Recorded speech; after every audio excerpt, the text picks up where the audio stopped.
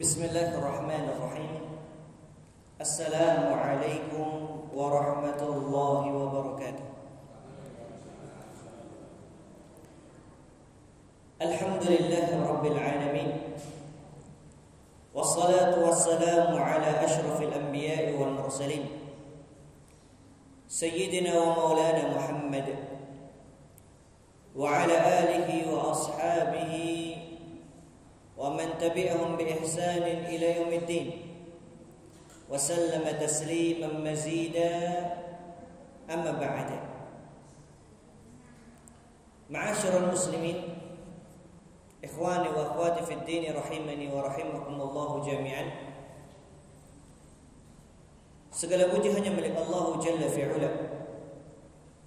Kita beribadah, kita memohon pertolongan hanya kepada Allah Subhanahu wa ta'ala.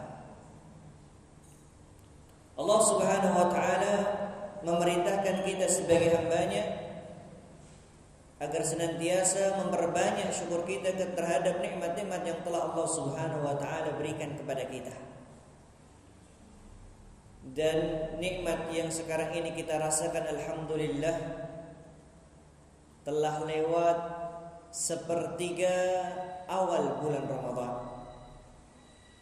Ini adalah nikmat yang luar biasa. Kita mampu untuk menjalankan ibadah siyam. Kita mampu untuk menjalankan qiyam, yaitu salat malam. Kita mampu untuk bersedekah. Kita mampu untuk melakukan amalan-amalan saleh yang lainnya.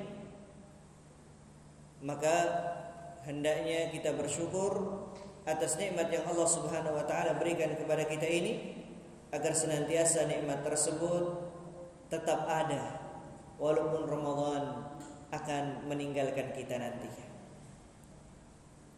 Salawat serta salam tak lupa kita aturkan kepada Nabi kita Muhammad sallallahu alaihi wasallam, sosok yang sangat kita rindukan, yang sangat-sangat kita cintai.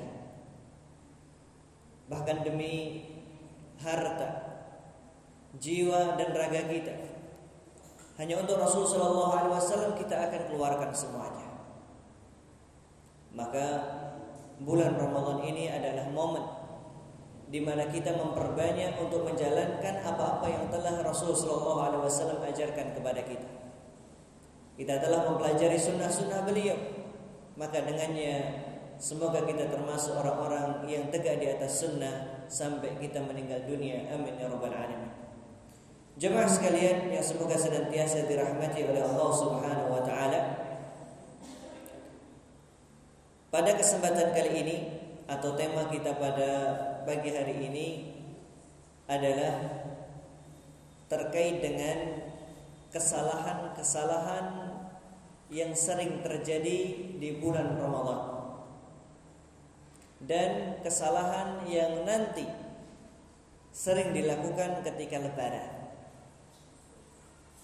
Karena juga mungkin perlu kami umumkan bahwa pekan ini adalah pekan terakhir untuk kajian kita di Ma'had Ibnu Abbas As-Salafi, dan insyaallah ta'ala akan dilanjutkan kembali setelah ba'da Ramadan, dan insyaallah akan diumumkan oleh panitia biidznillah ta'ala. Maka di sini kita ingin mengangkat sebuah tema, yaitu terkait dengan kesalahan-kesalahan yang sering terjadi baik di bulan Ramadan ataupun ketika Lebaran.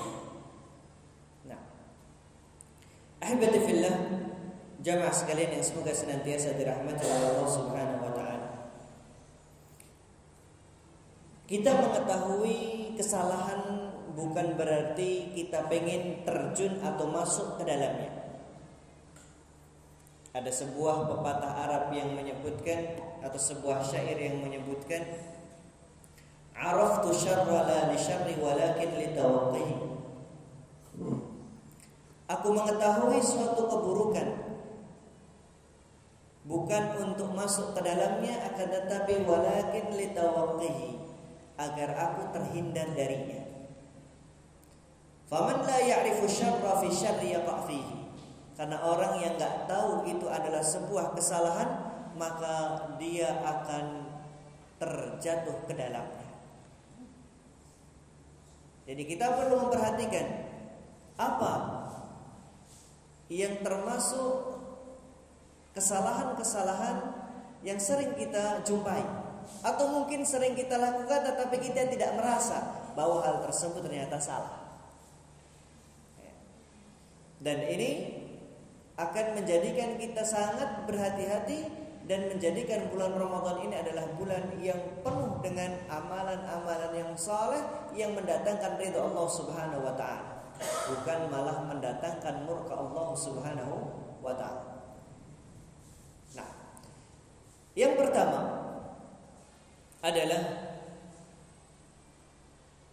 kebanyakan dari manusia mereka tidak memahami atau tidak mau mempelajari terkait dengan keutamaan bulan Ramadan. Karena terkadang seorang itu pengen melakukan sesuatu karena ada motivasinya.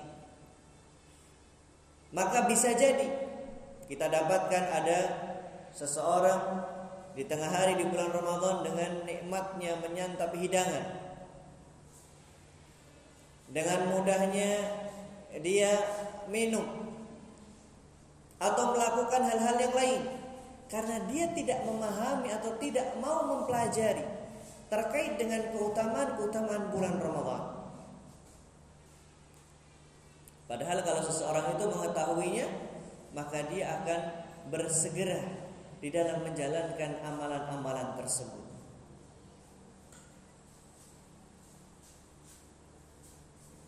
Beberapa keutamaan yang perlu kita pahami adalah yang pertama, idza jaa Ramadan, dan ini disebutkan dalam sebuah hadis yang diriwayatkan oleh Imam Muslim. Idza jaa Ramadan, futihat abwabul jannah wa ghulqat abwabun nar wa suffidatis syayatin. Ini keutamaan yang pertama. Hadis ini tidak hanya sekadar mengabarkan kepada kita, menjelaskan bahwa kalau datang Ramadan pintu-pintu neraka ditutup, pintu surga dibuka, setan-setan dibelenggu, enggak. Tetapi bagaimana kita memahami keutamaan bulan Ramadan ini, bahwa ini adalah bulan yang penuh dengan keberkahan, bulan yang penuh dengan rahmat.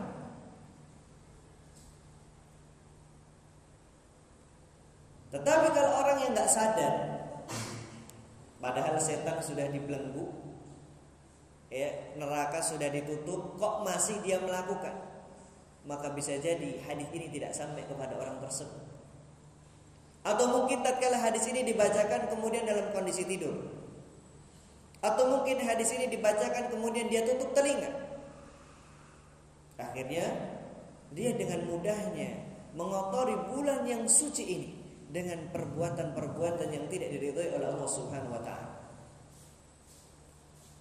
Kemudian keutamaan yang lainnya seperti bahwa di bulan Ramadan terdapat malam Lailatul Qadar. Kalau seandainya malam ini tidak disebutkan, orang enggak paham, maka akan menganggap bahwa malam-malam di bulan Ramadan ya seperti hari-hari biasa. Tetapi tatkala Allah Subhanahu wa taala menyebutkan Lailatul Qadari khairum min alfi syahr, bahwa Lailatul Qadar adalah malam yang mana malam tersebut khairun min alfi syahr, lebih baik daripada 1000 bulan. Orang yang enggak memahami, tidak mau mempelajari makna yang terkandung di dalamnya, akhirnya apa? Ya sudah, mau malam Lailatul Qadar, mau malam 10 hari terakhir di bulan Ramadan, ya sama saja, tetap tidur atau digunakan waktunya untuk begadang dan tidak memahami apa manfaat daripada malam Lailatul Qadar. Maka wajib bagi seorang muslim, seorang mukmin, dia mempelajari. Tidak hanya sekadar memahami judulnya, tidak hanya sekadar membaca judulnya saja bahwa malam Lailatul Qadar lebih baik daripada 1000 bulan, enggak. Tetapi pahami kandungan-kandungan yang ada di dalamnya. Dan ini semuanya tidak dapat kita ilmu tersebut tidak dapat kita fahami kecuali kita duduk di majlisul ilmu. Kemudian yang kedua, kesalahan yang sering terjadi kebanyakan di antara kaum muslimin adalah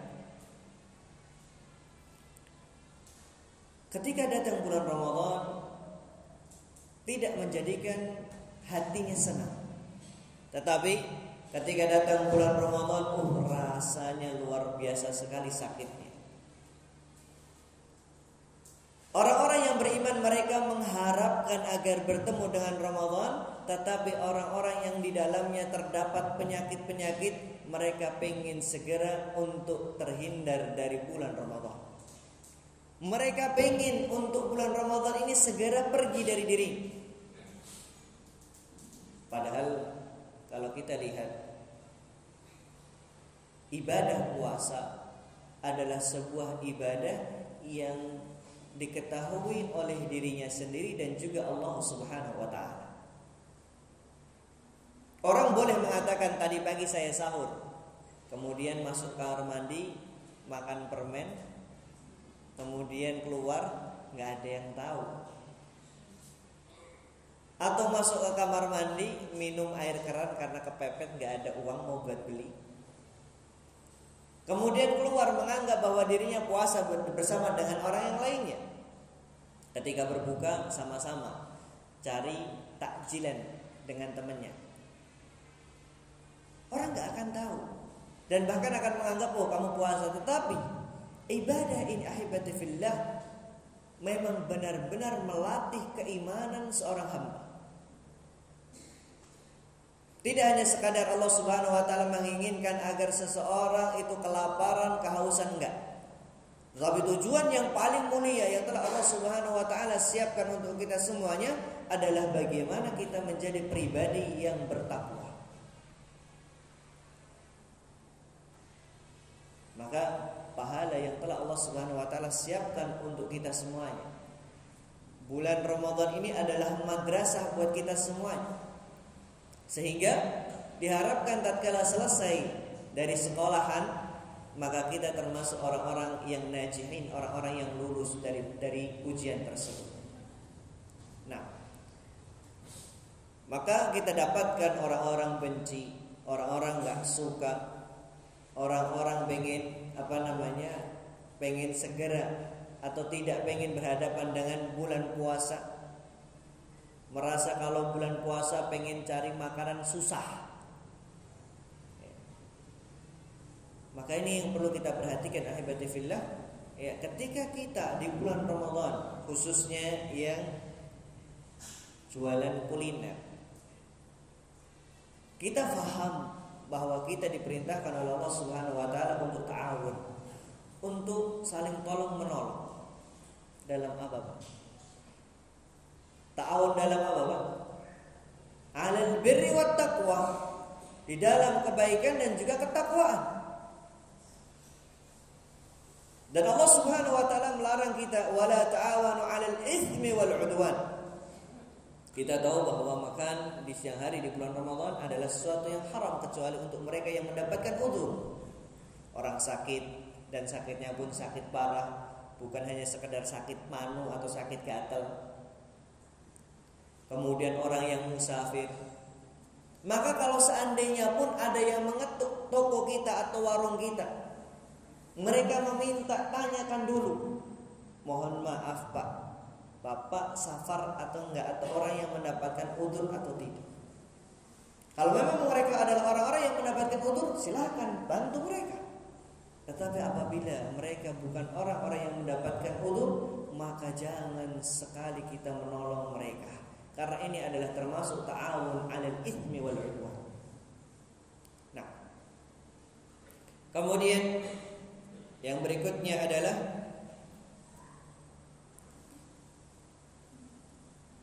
orang ketika datang bulan Ramadan bukan menjadikan dirinya semangat, tetapi menjadikan dirinya malas. Bulan Ramadan adalah bukan bulan untuk orang yang malas. Tetapi bulan Ramadan adalah bulan untuk menjadikan kita semakin semangat lagi. Semangat dalam apa? Semangat di dalam beribadah, semangat di dalam menjalankan amalan-amalan soleh, ketaatan-ketaatan kita kepada Allah Subhanahu wa taala. Ini adalah bulan bagi orang-orang yang beriman. Maka jangan sampai ketika bulan Ramadan dari pagi tidur, kemudian sampai menjelang maghrib atau ya mungkinlah jam 4 lah, keluar rumah cari takjilan, pulang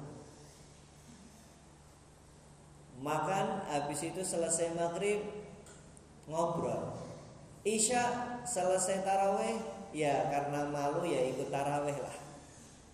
Setelah taraweh ngapain? Ngobrol sampai menjelang tengah malam, kemudian tidur sampai maghrib lagi. Dan ini yang dilakukan terus menerus. Maka sekali lagi bahwa bulan Ramadan adalah bulan untuk orang-orang yang semangat di dalam menjalankan aktivitas, khususnya di dalam ketaatan, bukan malah menjadikan diri kita kemudian lemah ataupun lemas. Sampai ya beberapa kali itu saya mendapatkan broadcast cara agar semangat, ya makanan-makanan yang menjadikan kita semangat di bulan ketika berpuasa di bulan Ramadan, atau gizi apa yang menjadikan kita semangat di bulan Ramadan. Sampai harus demikian. Dan Masya Allah, ketika kita mempraktekkan apa yang dilakukan oleh Rasul Shallallahu Alaihi Wasallam, bahwa beliau sahur hanya dengan 3 biji korma. Dan ini pernah saya praktekkan, Pak. Monggo jenengan pun juga bisa mempraktekkan, ibu-ibu juga bisa. Ngirit malah. Yaitu apa? Ketika kita sahur hanya memakan beberapa biji korma, ya kalau seandainya kurang ya tambah 5 atau 7 atau 9, khususnya bilangan ganjil karena ini disunahkan. Kemudian apa? Minum 2 gelas atau 3 gelas. Alhamdulillah, ketika kita mempraktikkan demikian, pagi setelah sholat subuh nggak ngantuk, kerja malah lebih enak dan lebih enteng. Dan bahkan kalau kita balik, sahur kita dengan nasi, ternyata kebalikannya, setelah subuh luar biasa sekali, harus menahan kantuknya. Kemudian jam berapa ternyata juga menahan kantuk juga. Siangnya pun juga sama, ketika pengen istirahat siang qailullah, ternyata pun juga sampai istilahnya memerlukan beberapa jam untuk tidur. Enggak enak ternyata. Dan ini kita rasakan sendiri. Maka mungkin bapak-bapak dan ibu bisa merasakan hal yang kita praktekkan seperti ini. Buka pun juga sama. Buka, karena ini alhamdulillah sudah beberapa tahun kita praktekkan. Karena kalau biasanya buka dengan nasi atau dengan sesuatu yang berat, akhirnya tarawihnya malas, Pak, atau istilahnya ngantuk.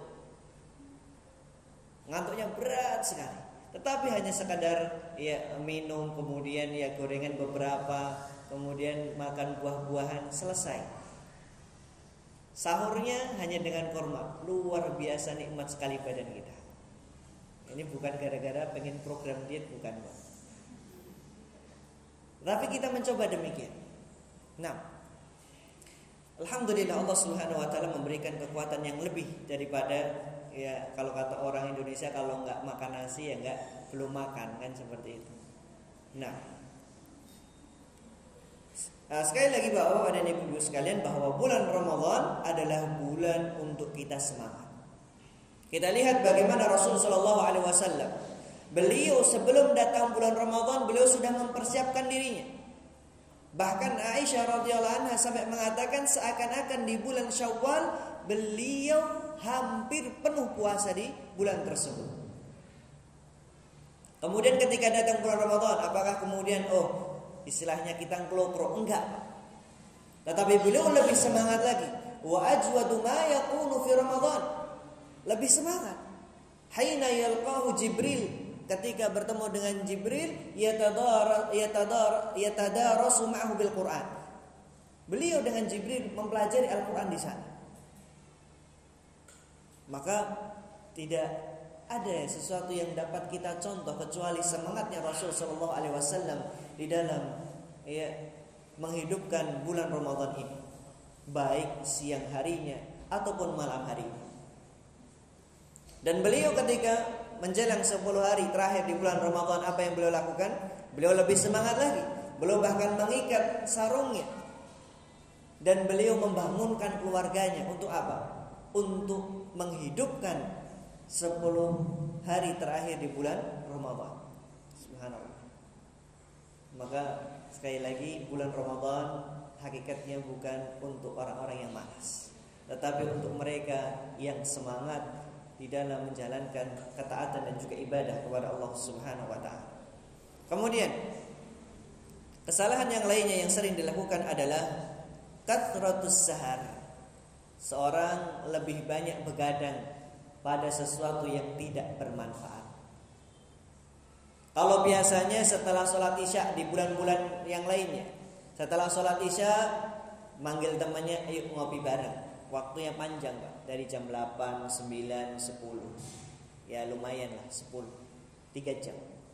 Ketika bulan Ramadan, Masya Allah imamnya 1 juz, akhirnya selesai di setengah 10 atau jam 9. Boro-boro Ustaz, boro-boro 1 juz. Insya Allah jam 8 itu sudah makmumnya sudah berusaha pengen segera selesai Ustaz. Akhirnya mau nggak mau yang harusnya ketika sholat tarawih makmum itu mengikuti imam, sekarang beda Pak. Makmum itu harus diatur sama imam itu harus diatur sama makmum. Ini beda. Dalam masalah sholat wajib, betul imam harus memperhatikan kondisi makmum. Oh lihat makmumnya ada yang tua atau tidak, makmumnya ada yang safar atau enggak. Ini ketika sholat wajib. Dan Rasul Shallallahu Alaihi Wasallam beliau meringankan ketika mendengar ada tangisan anak kecil. Artinya sholatnya enggak panjang-panjang ketika sholat wajib. Tetapi ketika sholat sunnah seperti sholat tarawih ini, ya makmumlah yang harusnya mengikuti imam. Karena ini adalah panggilan jiwa, bukan suatu hal yang wajib. Yang wajib apa? Puasa di siang hari di bulan Ramadan, itu yang wajib. Tetapi yang sunnah, sholat malam, tarawih, baca Quran, ini semuanya adalah panggilan daripada hati-hati kita. Tapi sekarang enggak. Ustadz nanti malam kajian, nanti malam jadi imam tarawih, kultumnya enggak boleh lebih dari 15 menit. Kemudian untuk sholat tarawihnya enggak boleh lebih dari 30 menit. Ini ditulis. Akhirnya jawabannya siap. Nah, tapi ala kulli hal, ini semoga menjadikan semangat bagi kita semuanya untuk menghidupkan di bulan Ramadan. Ya. Baik. Kemudian ahibati fillah rahimani wa rahimakumullah jami'an. Jadi malam hari di bulan Ramadan kita gunakan untuk apa? Untuk membaca Al-Quran di sana, untuk tadarus di sana. Dan kemudian kita bagaimana berusaha untuk menggunakan malam-malam ini bukan untuk melakukan perkara yang Allah murkai. Jangan sampai siang harinya Masya Allah tidak hanya sekedar menahan makan dan minum, tapi menahan mengucapkan perkara-perkara yang tidak baik. Iya, ketika malam hari makanan sudah dibabat habis. Kenapa? Balas dendam. Pagi karena nggak berani untuk ghibah, malam buat untuk ghibah. Nah, akhirnya apa? Balas dendamnya dilakukan di malam hari. Maka ini yang salah. Yang perlu kita lakukan adalah bagaimana kita memperbanyak membaca Al-Quran di sana. Dan khususnya terlebih lagi ketika kita membaca dengan penuh dengan tadabbur. Ini yang paling afdal. Al-Imam Ibnu Qayyim rahimahullah ta'ala beliau memberikan sebuah permisalan. Bagaimana dengan orang yang banyak membaca Al-Quran tetapi tanpa mentadaburi, atau membaca Al-Quran tetapi khatamnya tidak banyak, tetapi dia membaca dengan penuh tadabbur? Mana yang paling afdal? Beliau katakan dua-duanya baik. Seperti halnya seseorang yang pertama, yaitu orang yang banyak menghatamkan tanpa tadabbur, maka dia adalah orang yang banyak sedekah, tetapi mungkin nilai dari sedekah tersebut tidak banyak. Dia mampu untuk sedekah 1.000, 2.000 seperti itu. Tetapi yang satu ini, yaitu orang yang dia sekali sedekah, tetapi dengan sedekah yang nilainya luar biasa, maka sekali lagi dua-duanya mendapatkan keutamaan. Tetapi mana yang paling bermanfaat untuk dirinya? Yang paling bermanfaat adalah ketika seseorang yang membaca Al-Quran dengan penuh tadabbur. Karena kita ini sudah berkali-kali Pak hatam. Kita berkali-kali sudah, bahkan mungkin ada yang 20 kali hatam. Tetapi ketika ditanya tentang masalah ayat hutang, enggak tahu. Ketika ditanya tentang masalah ayat riba, dia seakan-akan enggak tahu. Berkaitan tentang masalah warisan, apalagi. Yang penting saya dapat jatah yang banyak, yang lainnya enggak urusan. Maka kemana ayat-ayat yang kita baca, ayat demi ayat, surat demi surat, juz demi juz, dan bahkan kita berkali-kali khatam, ketika kita tidak mentadaburnya dengan sebaik-baiknya? Nah, kemudian yang berikutnya adalah banyak membuang waktu pada perkara-perkara yang sia-sia. Banyak membuang waktu pada perkara yang sia-sia. Siang hari dia gunakan untuk apa ini? Untuk main game. Insyaallah kalau yang bapak-bapak ini sudah gak kenal yang namanya game. Tapi yang masih muda, nah, seperti saya ini masih muda, alhamdulillah. Tapi alhamdulillah berusaha tidak main game, walaupun dulu pernah terfitnah main game, ya, pas masih zaman-zaman SMA. Tapi sekarang kita berusaha bagaimana waktu yang kita gunakan di bulan Ramadan, karena ini hanya sekedar waktu yang singkat. Setelah itu sudah gak ada lagi, kecuali Allah Subhanahu wa taala mengizinkan kita untuk bertemu dengan Ramadan berikutnya. Maka mau sampai kapan? Maka kalau seandainya ibu-ibu dan bapak-bapak melihat anaknya kok banyak main game di bulan Ramadan, silahkan dinasihati, diganti dengan sesuatu yang lebih bermanfaat. Nak, yuk sama-sama yuk nak, kita lomba untuk banyak-banyak menghatamkan atau banyak-banyak membaca Al-Quran. Ternyata anaknya, Bi, saya itu main game Bi, karena sudah hatam sekali. Tapi sudah berapa kali? Belum. Wah, malah malu juga kita. Tapi bagaimana kita berusaha untuk menjadikan keluarga kita atau diri kita khususnya menggunakan waktu yang ada bukan pada perkara yang sia-sia.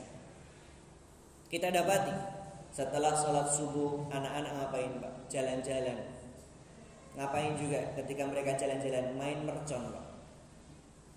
Tadi pagi ketika kita pengen ke pasar, alhamdulillah gak jantungan. Main petasan di pinggir jalan, di tempat yang gelap, alhamdulillah tidak terjadi kecelakaan. Maka ini yang perlu kita nasihatkan kepada anak-anak kita. Bagaimana anak kita arahkan pada sesuatu yang baik. Karena sekali lagi keluarga kita, apalagi kita sebagai kepala rumah tangga, kalau seandainya kita tidak mengarahkan mereka, maka yang mengarahkan mereka adalah TV-TV yang ada, tontonan-tontonan yang ada, YouTube yang ada, yang akan mengarahkan mereka. Maka jangan sampai kita salahkan langsung kepada mereka atas kenakalan yang terjadi, tetapi salahkan kita sudah berapa banyak, kita sudah semaksimal apa mendidik mereka dengan pendidikan yang paling baik. Karena mereka seperti halnya kertas yang kosong, mau gambar apapun akan tergambar di sana sesuai dengan kehendak kita. Nah, kemudian berikutnya, nah,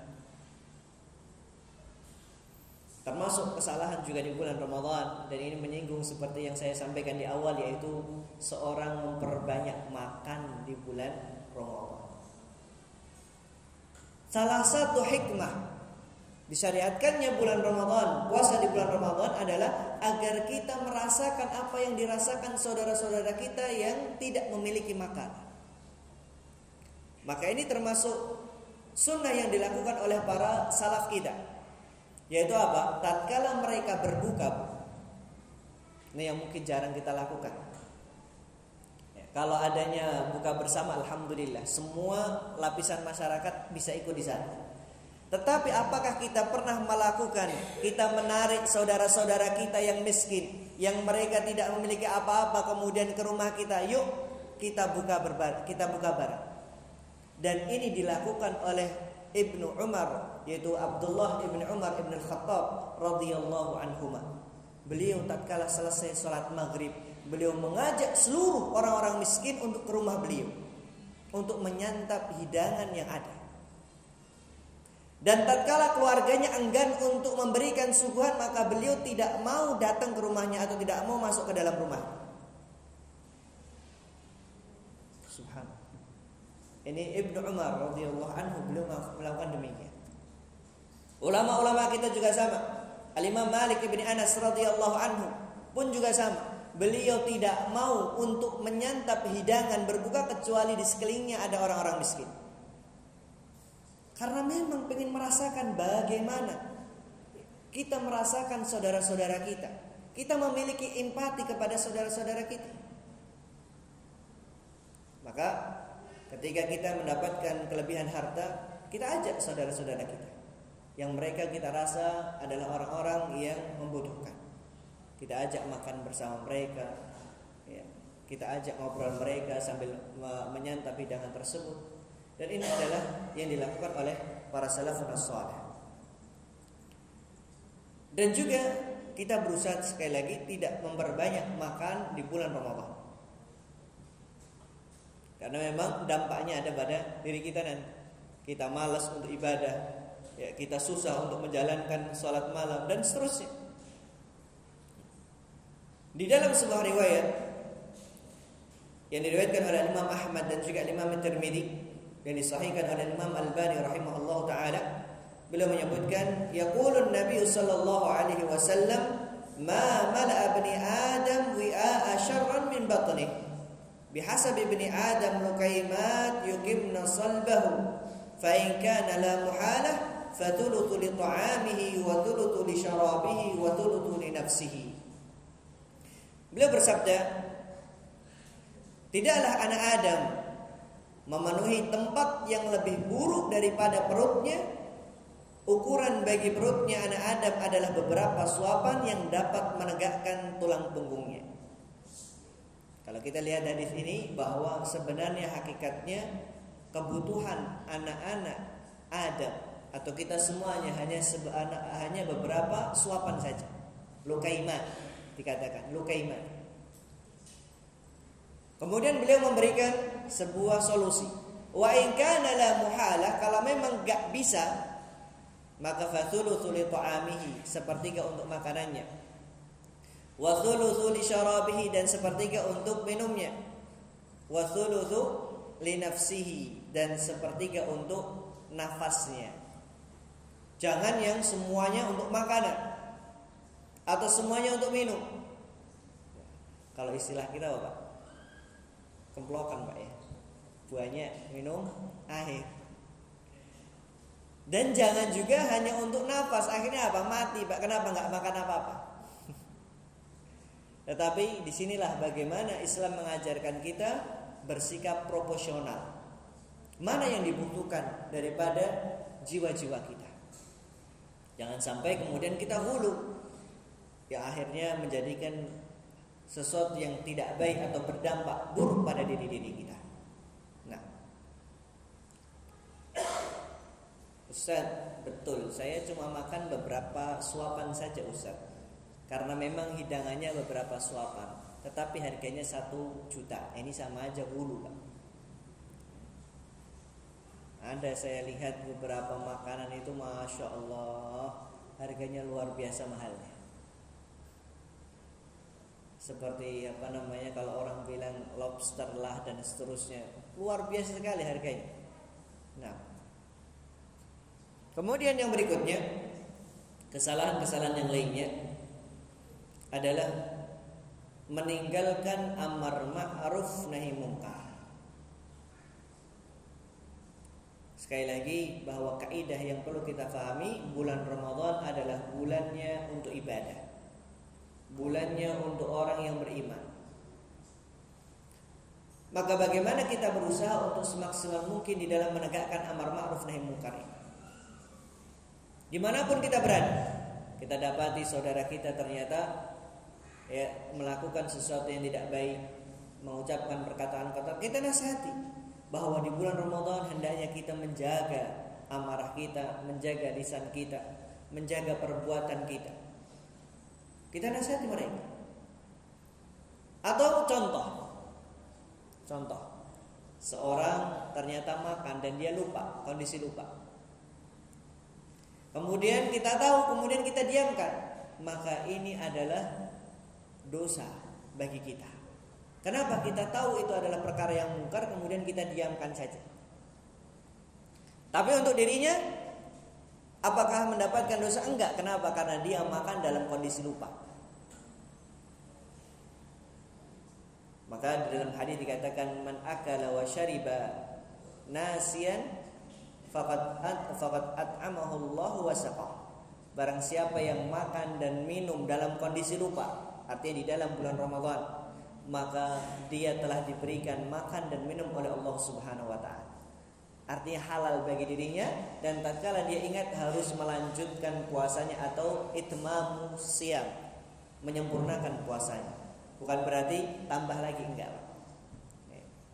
Repot lagi kalau habis makan nasi belum minum baru ingat. Nah, ini repot.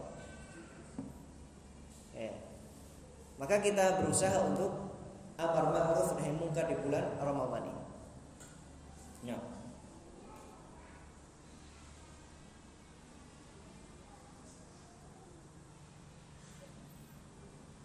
Baik.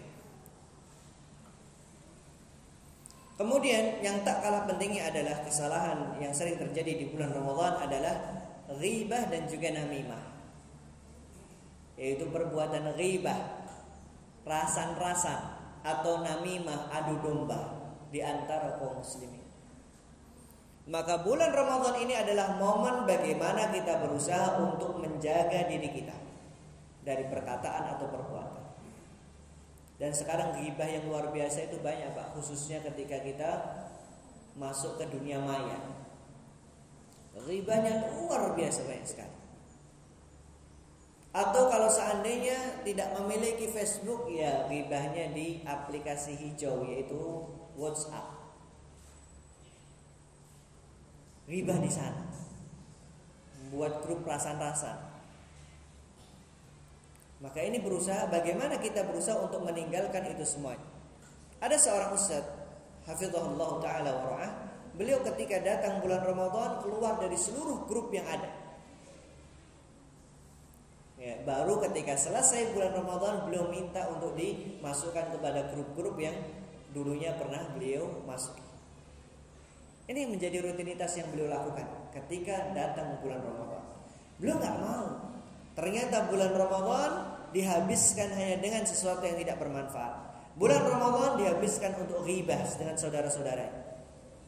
Karena kita itu terkadang merasa gak ghibah, padahal yang kita lakukan adalah perbuatan ghibah.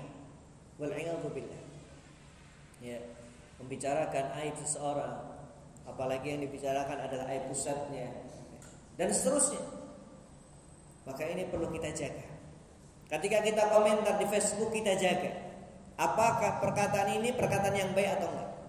Apakah status saya ini adalah status yang baik atau enggak? Maka hendaknya kita berusaha untuk menjaga tangan-tangan kita ataupun lisan-lisan kita dari sesuatu yang mendatangkan kemurkaan dari Allah Subhanahu wa ta'ala. Kemudian ahibati fillah rahimani wa rahimakumullahu jami'an. Kesalahan yang lainnya, ini di sini kita beranjak pada apa yang akan kita persiapkan pada 1 Syawal, yaitu Idul Al-Fitr.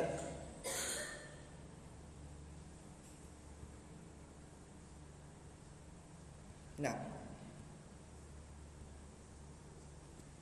sebentar Pak, catatan saya kok hilang.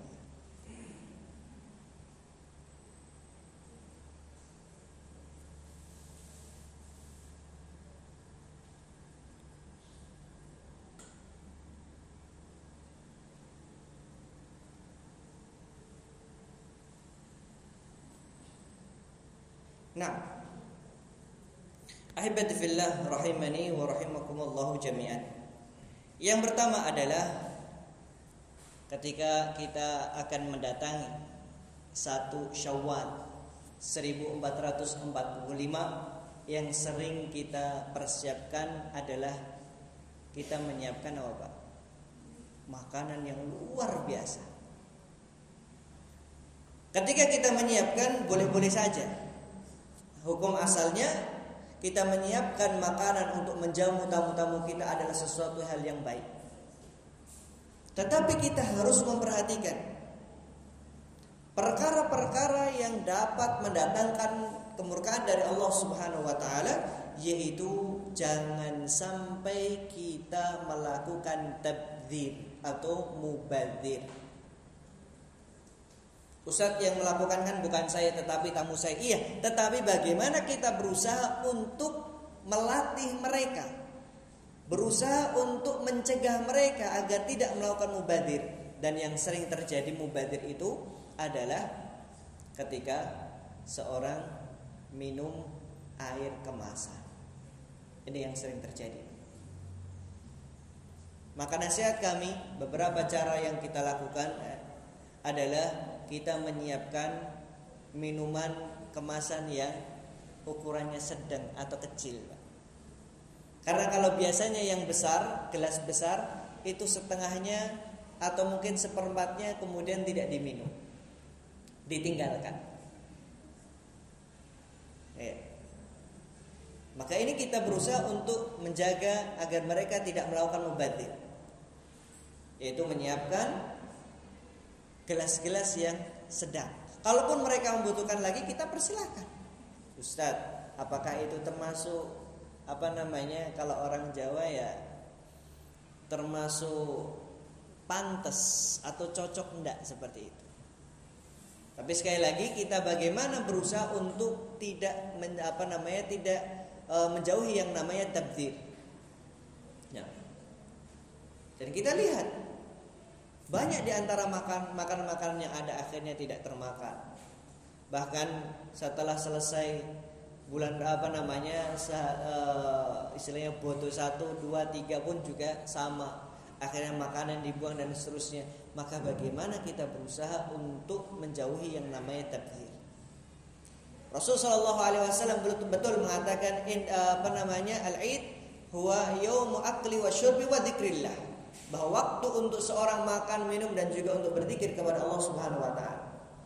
Tetapi apakah kemudian makanan yang kita sajikan, kemudian yang kita santap akhirnya mendatangkan kemurkaan oleh Allah Subhanahu wa taala? Padahal kita pernah dan bahkan sering mengatakan kepada anak kita, innal mubadzirina kanu ikhwana syayatin, bahwa seorang yang melakukan tabdzir adalah saudaranya syaitan. Anak kita sampai hafal Pak masalah tabdzir. Tetapi prakteknya bagaimana di keluarga kita? Maka kita berusaha untuk mencegah yang namanya tabdzir di bulan Idul Fitri atau di bulan Syawal. Nah, kemudian yang berikutnya yang tak kalah penting adalah seorang biasanya ketika datang bulan Aid, mereka menyiapkan baju yang paling baik. Kalau nggak punya, atau insya Allah bukan nggak punya sebenarnya Pak, pengen nambah, akhirnya apa? Beli, entah beli di toko online atau beli di toko offline.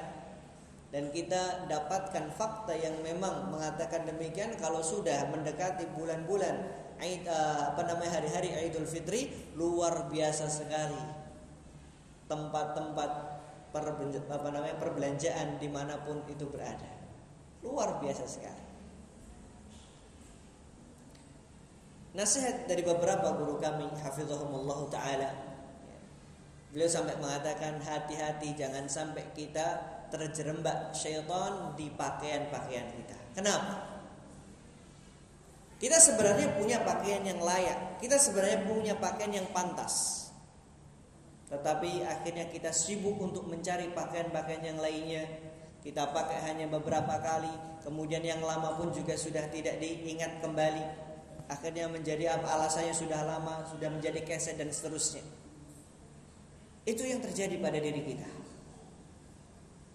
Padahal libas atau pakaian yang paling utama ketika kita di Idul Fitri atau Idul Adha adalah pakaian libasut taqwa. Apakah pakaian takwa ini setelah kita lalui dengan 30 hari lamanya sudah kita pakai atau belum libasut takwa tersebut? Kalau sekali, 2 kali bolehlah. Tapi kalau ini menjadi rutinitas, akhirnya setiap tahunnya, bukan setiap tahunnya malah, bahkan setiap bulannya. Yang awalnya kalau setiap bulan ya beli pakaian satu yang baru, tapi ketika Idul Fitri maka membelinya 2. Alasannya apa? Ya biar nanti bisa gonta-ganti. Untuk istilah silaturahmi hari pertama pakai ini, silaturahmi hari kedua pakai itu. Nah, ini yang perlu kita hati-hati di dalam. Karena apa yang kita beli, apa yang kita gunakan semuanya akan bertanggungjawabkan kelak di sisi Allah Subhanahu wa taala. Dari mana uang kita yang kita dapatkan tersebut? Untuk apa uang yang kita sudah dapatkan dengan cara yang halal tersebut? Apakah untuk sesuatu yang takdir atau tidak? Alhamdulillah. Ini tahadduts bin ni'mah. Allah Subhanahu wa taala dari dulu, Pak, dari saya kecil, alhamdulillah. Mungkin karena memang kondisi ekonomi, akhirnya kita tidak pernah beli yang namanya baju baru. Sampai saya ingat ketika itu Idul Fitri kita menggunakan baju dari hadiah lomba, karena kebetulan ditunjuk untuk sebagai perwakilan lomba pidato bahasa Jawa. Kemudian biasanya kalau kelompoknya dari kabupaten dikasih seragam. Itu yang kita pakai ketika Idul Fitri. Beli enggak ada istilah beli. Jadi itu berlalu beberapa tahun. Sekarang pun juga sama, Bu. Ketika kita lebaran ya sudah, mana yang paling bagus kita pakai. Apakah memerlukan untuk beli? Enggak. Kecuali kalau memang terpaksa membeli, tidak ada lagi pakaian yang layak, pakaian yang bagus, kita baru beli. Ketika tidak ada ya sudah, apa yang ada kita pakai. Bahkan alhamdulillah pakaian telungsuran itu masih banyak. Dari kakak-kakak kita pun kita masih pakai dan itu masih bagus. Ini semuanya adalah nikmat dari Allah Subhanahu wa taala, bagaimana kita berusaha untuk menjaga nikmat tersebut. Ya. Nah, alasannya ya gara-gara mahal juga, Pak. Kalau mau beli. Nah, kemudian yang berikutnya adalah yang perlu kita perhatikan, bagaimana ketika kita bertemu dengan saudara-saudara kita. Kalau lafaz yang tersebar di masyarakat kita adalah minal aidin wal faiz, taqabbalallahu minna wa minkum, dan seterusnya. Maka mana yang paling utama, mana yang paling afdal? Maka para ulama di sini memiliki beberapa pendapat. Dari pendapat yang paling kuat, yang paling afdal adalah kita mencontoh apa yang dilakukan oleh para sahabat ridwanullah alaihim ajma'in, bahwa mereka tatkala bertemu satu dengan yang lainnya, mereka mengucapkan taqabbalallahu minna wa minkum. Tetapi kalau seandainya ada yang mengucapkan minal aidin wal faidin, bagaimana? Boleh. La ba'sa bih, tidak mengapa. Ya. Dan sesuatu yang tidak perlu kita perdebatkan terlalu panjang dalam hal tersebut. Maka kalau seandainya kita mengucapkan taqabbalallahu minna wa minkum, maka ini seperti yang dilakukan oleh para salafun salih. Tetapi tidak hanya itu, tidak sampai pada kalimat tersebut kita perkara yang perlu kita perhatikan. Yang paling penting adalah siapa yang akan kita ajak jabat tangan, itu yang paling penting. Ya. Karena terkadang kita tertipu dengan namanya al-qarabah, kekerabatan. Kata qarabah, kita menunaikan kewajiban-kewajiban kita sebagai saudara, betul ada dan disyariatkan di sana. Kita membantu saudara-saudara kita membantu bibi-bibi kita, semuanya ada. Tetapi dalam masalah jabat tangan, Allah Subhanahu wa taala melalui lisannya Nabi kita Muhammad sallallahu alaihi wasallam berusaha untuk kita perhatikan di sana. Mentang-mentang itu adalah istri dari kakak saya kemudian kita jabat tangan, tidak, kita tidak boleh. Itu bukan mahram untuk kita. Bukan enggak muhrim Pak ya, mahram. Nanti muhrim lagi. Nah, bukan mahram kita. Siapa mahram kita? Yang disebutkan di dalam firman Allah Subhanahu wa taala, hurrimat alaikum ummahatukum dan seterusnya. Itulah muhrim-muhrim kita. Silahkan, insya Allah semuanya sudah selesai pada ayat ini. Hurrimat alaikum ummahatukum.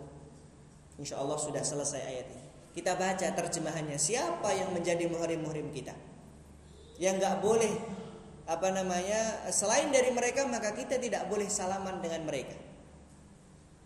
Tetapi kalau bicara silahkan, mengajak bicara, mengajak ngobrol, boleh, masih diperbolehkan. Tetapi kalau sampai jabat tangan jangan. Ya. Karena ini adalah sesuatu hal yang perlu kita hati-hati di sana. Rasulullah sallallahu alaihi wasallam di dalam hadis yang diriwayatkan oleh Imam An-Nasai dan juga Imam Ibnu Majah, beliau menyebutkan bahwa Rasul sallallahu alaihi wasallam, yaitu aku, tidaklah berjabat tangan dengan perempuan yang bukan mahram.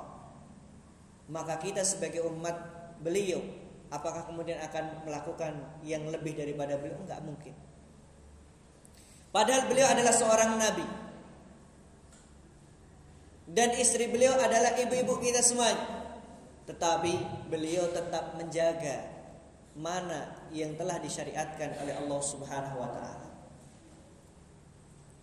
Maka jangan sampai kemudian ego kita, karena sebab ego akhirnya kita mengatakan, loh itu kan saudara saya, boleh dong saya untuk sekadar jabat tangan.